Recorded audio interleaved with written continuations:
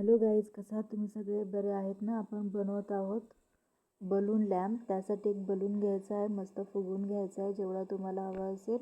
आणि त्याच्यानंतर फेविकॉल आणि वॉटर यांचं लिक्विड बनवायचं आहे. आणि आपल्याला लागतील खूप सारे टिश्यू पेपर, ते आपल्याला पाडून घ्यायचे आहे जसे तुम्हाला पाहिजे तसे. आणि मग फेविकॉल लिक्विड लावायचं आहे, त्यावर टिश्यू पेपर, फेविकॉल लिक्विड लावायचं त्यावर टिश्यू पेपर, असे खूप सारे आपल्याला टिश्यू पेपर लागणार आहेत.